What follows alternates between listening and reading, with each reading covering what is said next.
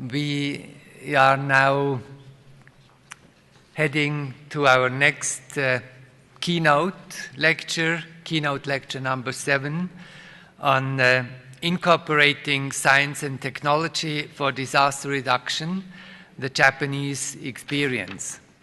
And it is my great pleasure and honor to introduce to you our keynote speaker, who is Satoru Nishikawa.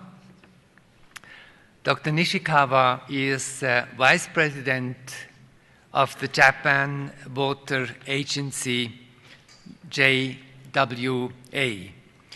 Dr. Nishikawa has a long and outstanding CV, and I just pick out a few items out of his CV.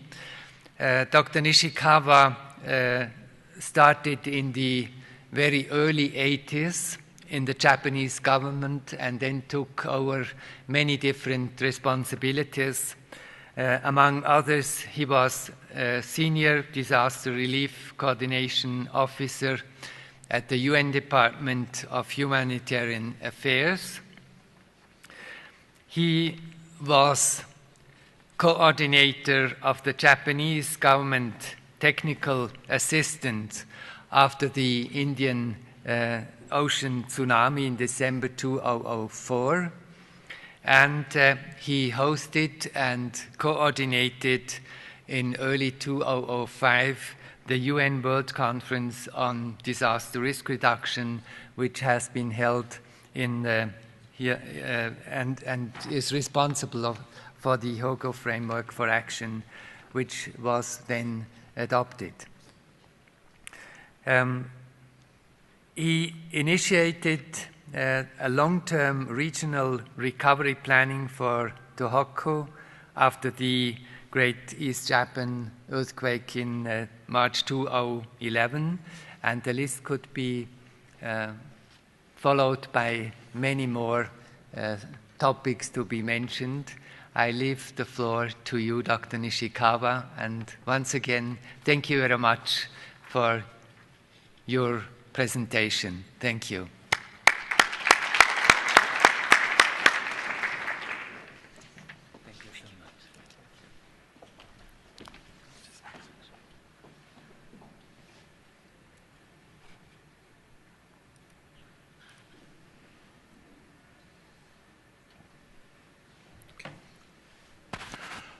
Good morning. Thank you for inviting me to deliver my thoughts today. My name is Satoru Nishikawa, and today I would like to introduce our Japanese experience regarding how we have utilized science and technology for disaster reduction in the course of our history. Now, here's a list of earthquakes, big earthquakes. On the left, you have the list of strong earthquakes, and on the right, you have the list of the deadly earthquakes. And you can clearly see that those two lists are so different. The only one in common in ranking is the 2004 Indonesia Sumatra earthquake, which generated the Indian Ocean tsunami. But as you can see, there is so much difference between the two. The Great East Japan earthquake in March 2011 was the fourth in its strength, but it ranks far below in the number of casualties. Now, how does this happen? Well, an earthquake in a no man's land is not a disaster. It's just a phenomenon. A typhoon landing on no man's island is not a disaster. But however, when a vulnerable habitat is hit by an earthquake, it turns into a big disaster. And we cannot control earthquakes, we cannot control typhoons or hurricanes right now. However, if we can decrease the vulnerability of the society, we can definitely decrease the casualties and the disaster. Now, how to do it? That's a big question. And we can address the 4 phases of disaster reduction. Well, Mother Nature is not so gentle in Japan. We have earthquakes, tsunamis, volcanic eruptions, typhoons, heavy monsoon rains, floods, landslides, and snow avalanches. We have an unfair share of approximately 20% of all the earthquakes on the earth. So we have a long tradition of coping with natural disasters. In the oldest history book of Japan, it's called Nihon Shoki. There's a record of an earthquake of 416 AD. There's a record of an earthquake and a tsunami on year 684. And it says that there was an earthquake and a tsunami. So we have something like a disaster culture, I would say. Traditionally, the most dreadful things historically in Japan for children was first earthquakes, second was lightning, the third was fire, the fourth was fire.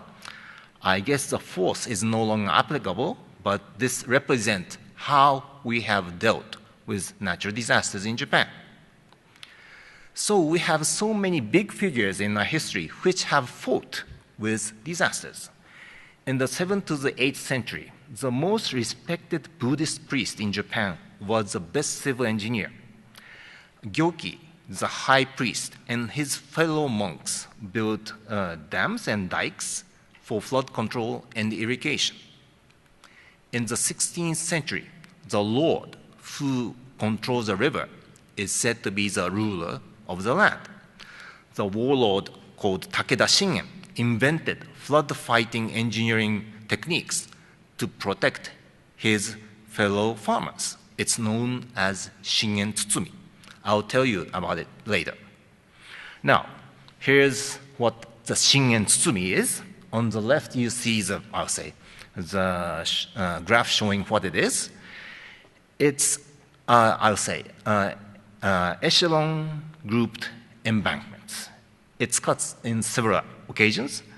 In case of flooding, it is controlled spilling, and then the flooding recedes. The water comes back to the river. And by trying to embrace the flooding in this method, it minimizes the disaster. And also, he invented something called the sacred cow. It's like a triangular lumber pyramid, which is placed in the riverbeds to ease the flow of torrents. And this is still used in modern Japan. The Shingen Tsutsumi is still valid in many places in Japan for flood control. And this is a real picture. And you can see how it is still applied. This is a traditional ukiyo-e drawing after the 1855 October Ansei Edo earthquake.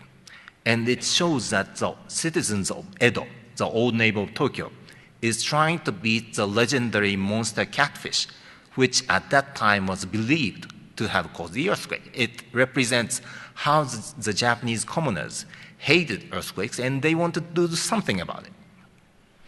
And also we have bitter experiences of tsunami.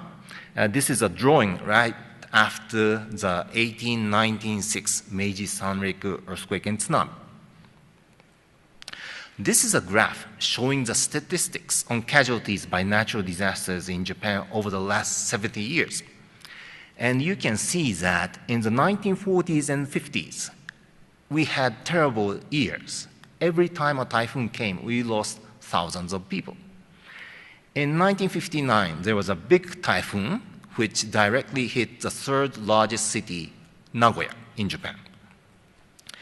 And we did something for typhoons. Then the casualties went down. Well, let's show the next. Oh, this is a series of typhoons in the 1940s and 50s. And the 1959 was really the big damage. And the 1959 was the first epoch-making turning point for modern Japan regarding disaster policy.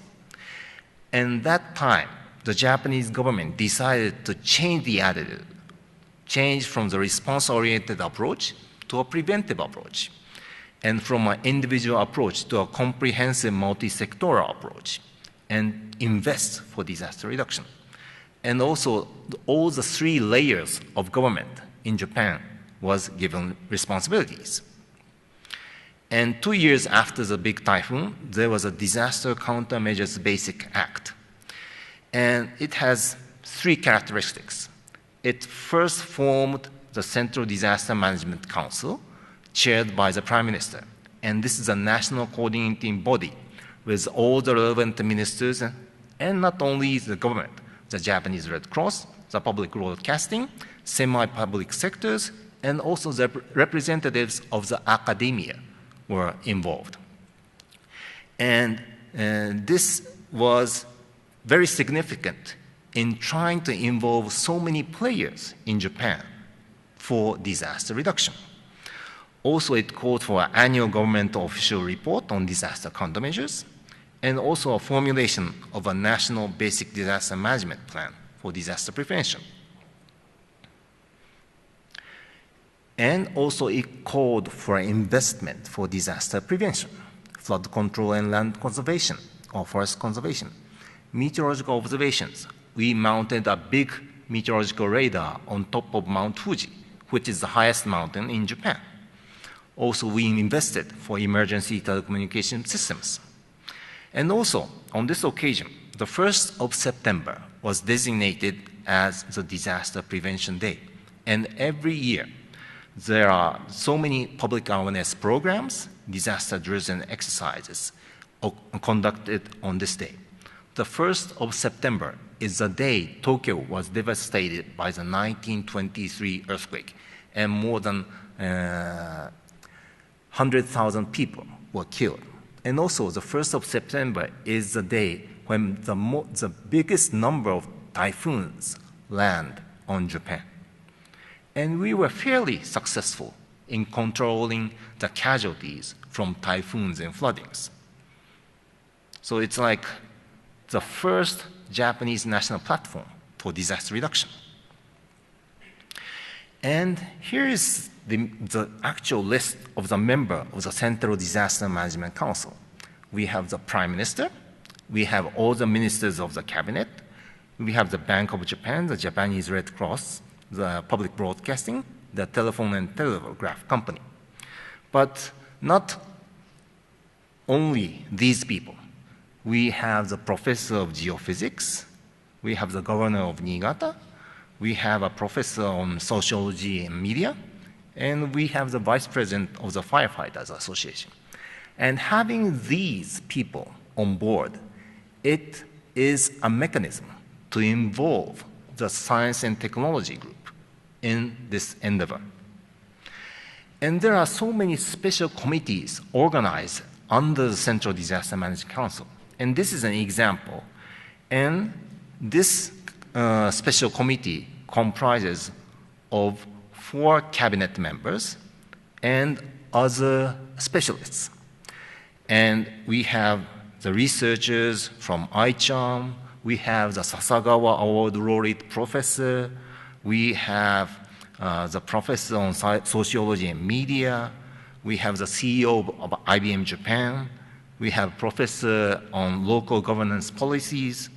So, in this way, we have tried to institutionalize the involvement of the science and technology into policy formulation. So we were able to have a constant dialogue with various specialists representing the science and technology.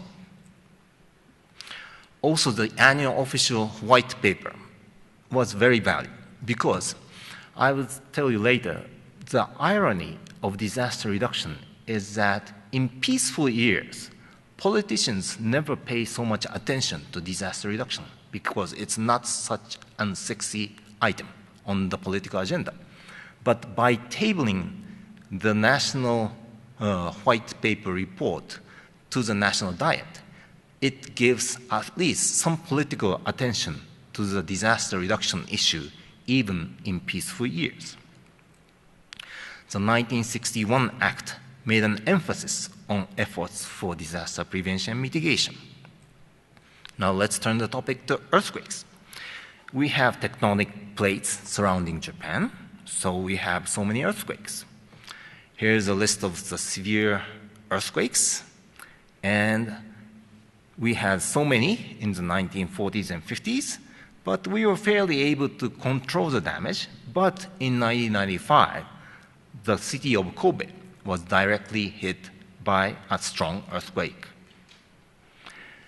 And following these earthquakes, we learned the lessons. We have revised the building codes. And the most big revision was in 1981, and it called for good strengthened building to be built following this building code. This is a picture of an earthquake in 1968. You can see the steel SRC buildings collapsing. This is a 1978 earthquake. You can see a pancake crash of a building. This is in 2005. The inner ceiling of a swimming pool fell down, but nobody was killed nor injured. But in 1995, the city of Kobe was directly hit by a strong earthquake. And this was the second epoch-making turning point for Japan. This is a picture of the Kobe Municipal government. The building in the front, you can see that the 6th floor is collapsed, and this was built before the 1981 building standard. On the back, you have the high-rise building, which was built after the 1981 building standard. And it shows how the building standards are useful.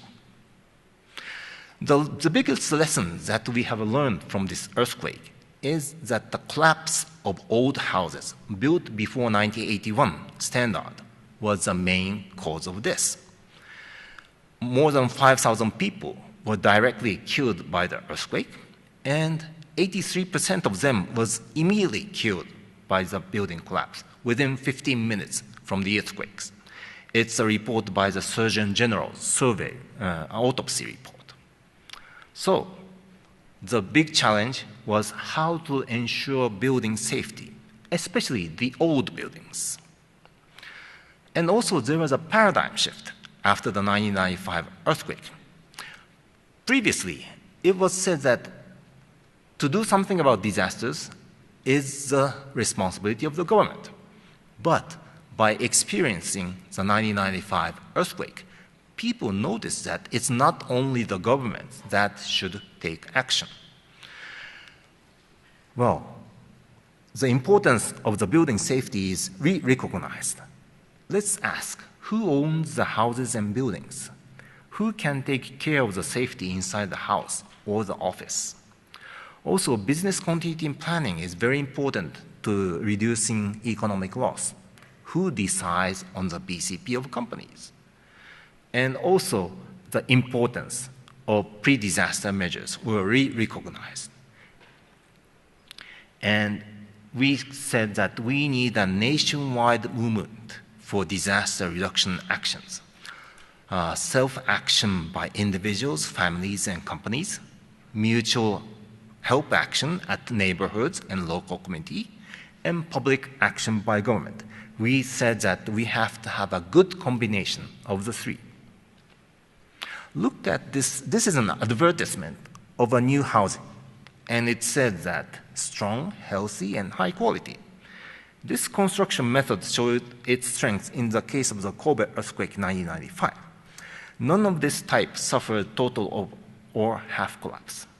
So the manufacturer of this housing is appealing to the consumers that the safety or the seismic strength is a big value.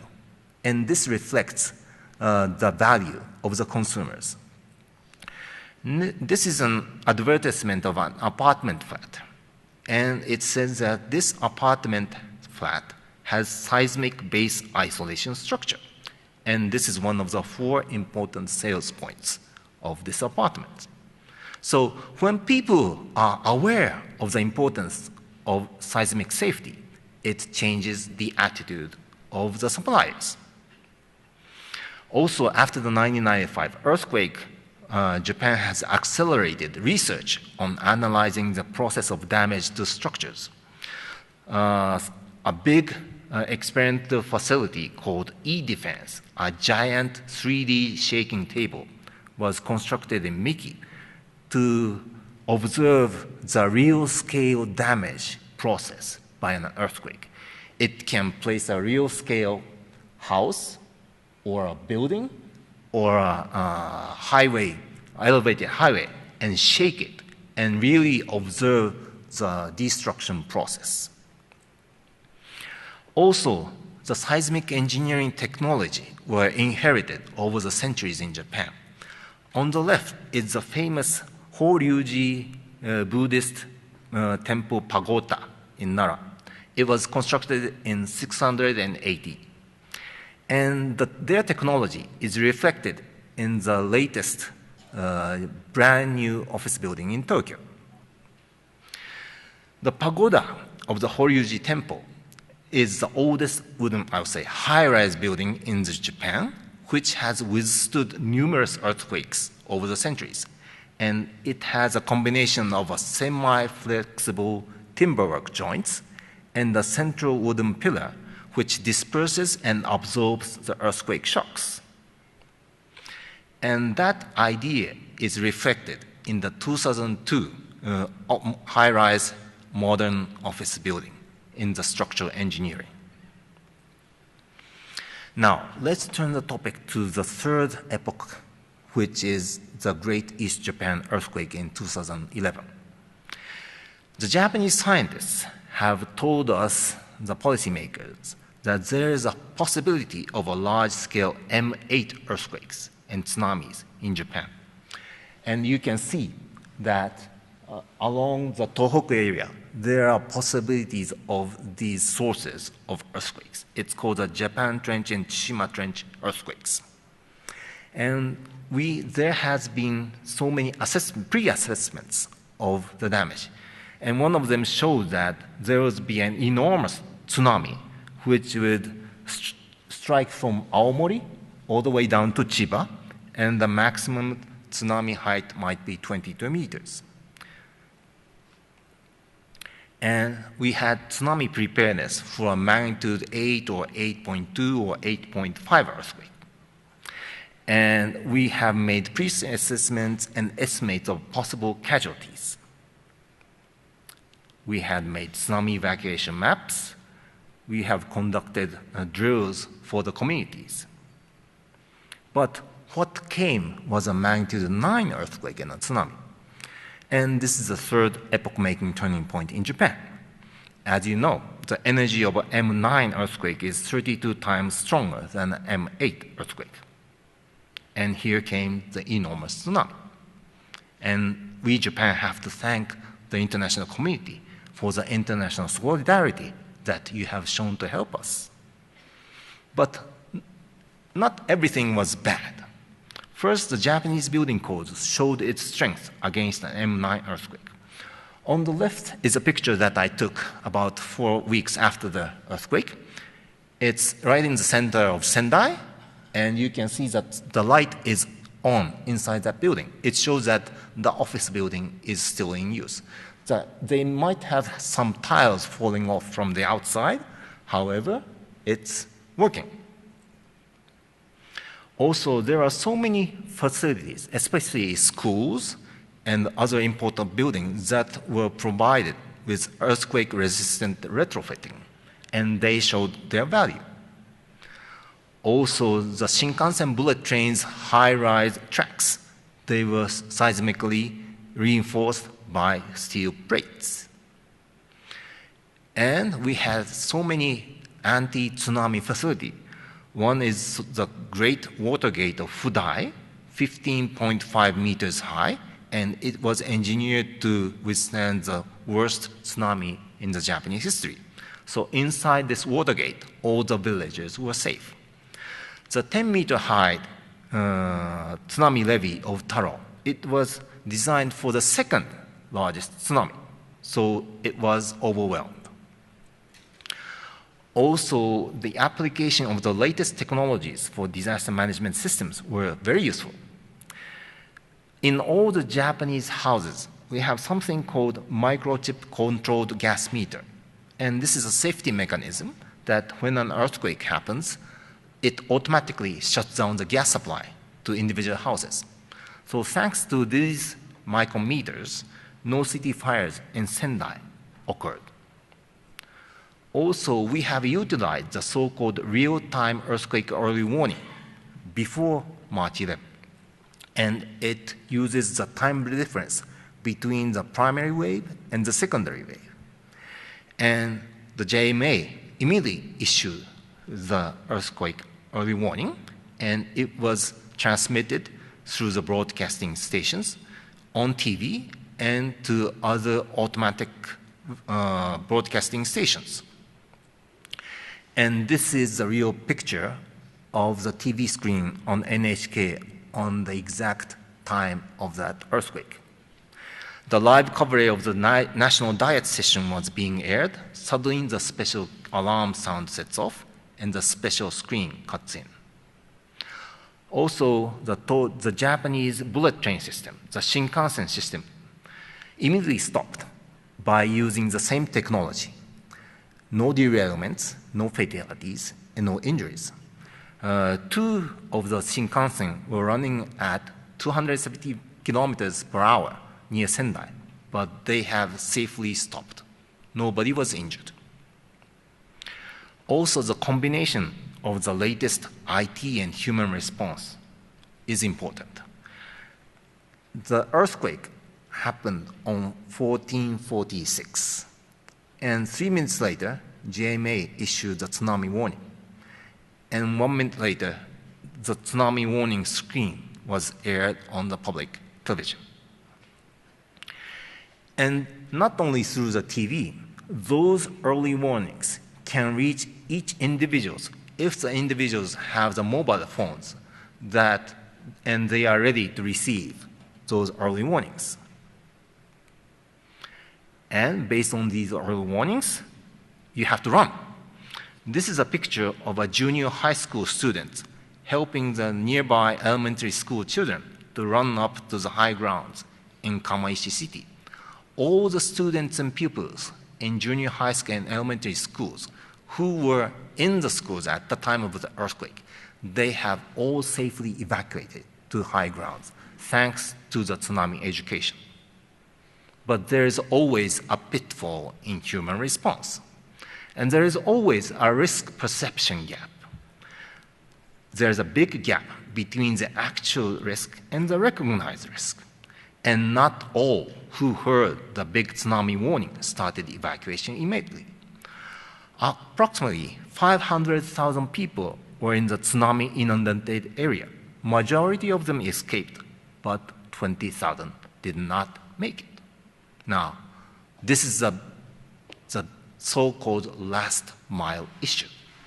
How can we motivate individuals to take preventive action?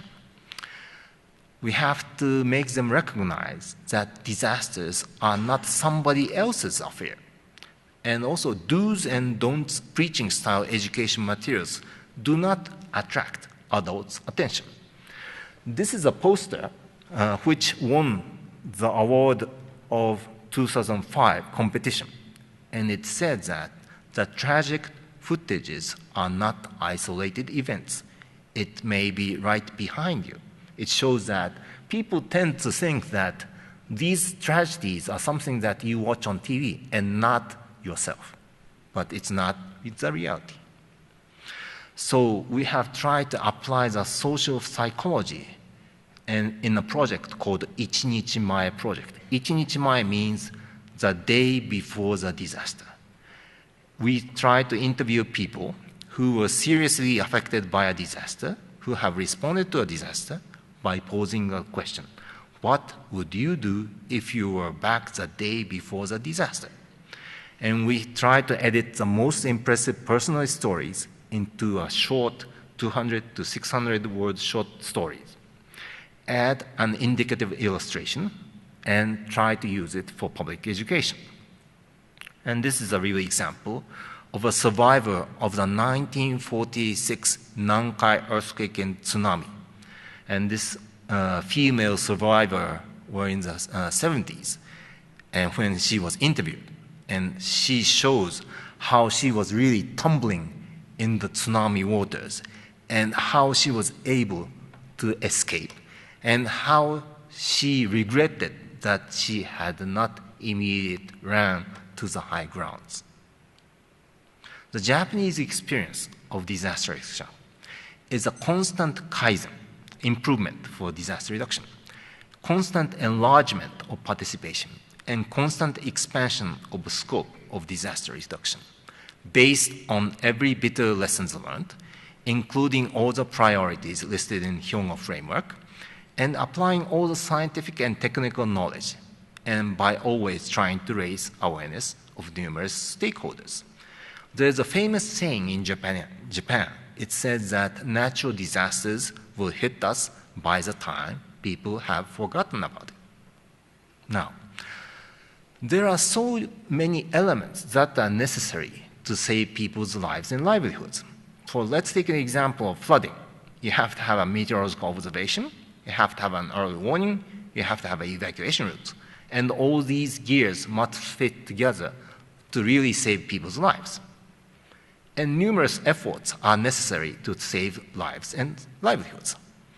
And science and technology is required and embedded in each of these gears, and all the necessary gears must fit each other. And an elastic band is needed. Somebody must bundle together these various elements. Let me tell you about the paradox of disaster reduction administration, since I have been working in this field for now around 25 years. Whenever there is a major, let's say a flooding, the news media would react, and the politicians would be angry, and they will say, "What is this mess?" And then the budget for disaster reduction will increase. But after several peaceful years, the politicians would start questioning, what is this waste of money to use for something that you cannot see direct effects? And the budget is cut. Now, the big issue is how can we sustain the DRR efforts at the national and the local levels? We need justifications. How can I secure budget for DRR? We have to negotiate with the Minister of Finance. And when we discuss this issue with the financial authorities, they will always start asking for benefit per cost. So we need basic statistics, basic records of disasters. We need economic damage figures. And unless the DRR community has these basic statistics in hand, we cannot do anything. Now, let's look back to Yokohama. In 1994, the Yokohama Strategy and Plan of Action was made. In 2005, the Hyogo Framework for Action was adopted. Now, what should we state in Sendai? My thoughts is from saving lives to saving lives and livelihoods. And we need engines, fuels, and meters to drive HFA forward. Also, we need to carefully involve the private sector. If the consumers, the general public, and the business community recognize that risk reduction is reliability and quality, and if the public at large appreciate the added value of safety and resilience and understand the science and technology behind the scenes, the expenditures for risk reduction would be regarded as investment for added value. And how can we propagate this idea? This is a picture in December 2004. This is a picture in September 2005, March 2011, November 2013. I'm sure all of you can recognize which it is. Banda Aceh, New Orleans, Sanriku, and Tacloban. Now, I had the personal privilege to be involved in Yokohama and Hyogo. I prepared for the Yokohama, and I have personally participated in Yokohama as a UN staff. I have hosted and coordinated the Hyogo conference. And I hope to see you in Sendai. Thank you very much.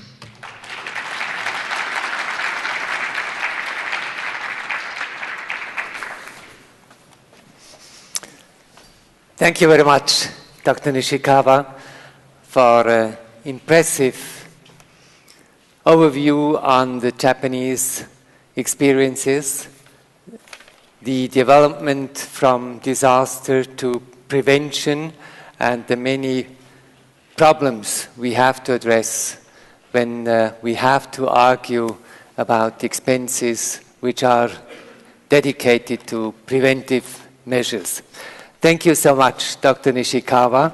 And it is my pleasure and honor to provide you with our certificate, which means that we have retrofitted another house in Bangladesh.